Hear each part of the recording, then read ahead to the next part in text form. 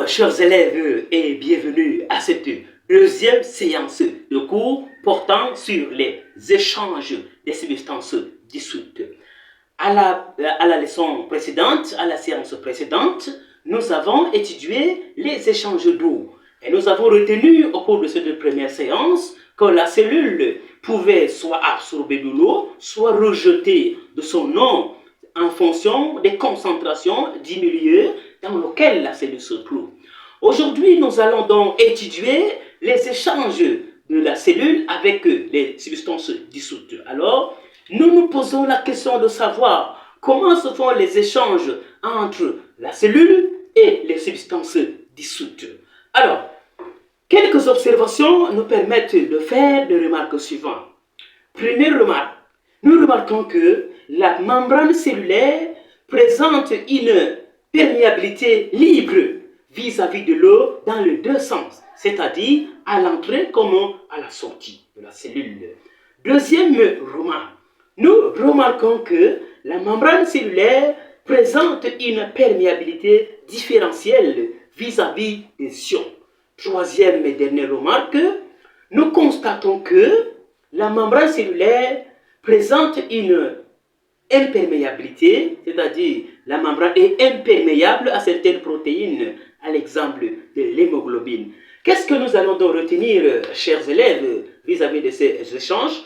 Nous retenons que la membrane cellulaire présente une perméabilité sélective vis-à-vis des substances dissoutes.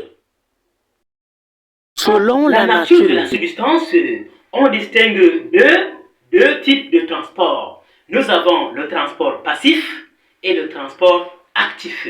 Alors, dans le transport passif, nous avons deux modes de transport. Nous avons la diffusion simple et la diffusion facilitée. Alors, parlons à présent du transport passif. Le premier mode, avons-nous dit, c'est la diffusion simple ou libre. Dans ce type de transport, les substances passent directement à travers la bicouche lipidique ou à travers des canaux protéiques membranaires.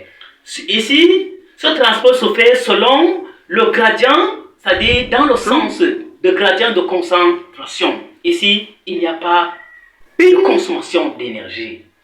Le deuxième mode de transport passif, la diffusion facilitée. Dans ce type de transport, le passage des substances est assuré par des transporteurs membranaires protéiques. Ce mode de transport se fait également selon le gradient de concentration. Il n'y a pas également ici la consommation d'énergie. Alors, le deuxième type de transport, le transport actif. Ce mode de transport se fait contre le gradient de concentration. Ce mécanisme permet, par exemple, une cellule chargée de glucose, par exemple, de continuer à absorber du glucose. Ceci étant, cela veut dire que le transport se fait du milieu le moins concentré vers le milieu le plus concentré. Et ici, alors, ce mécanisme s'accompagne d'une grande consommation de l'énergie.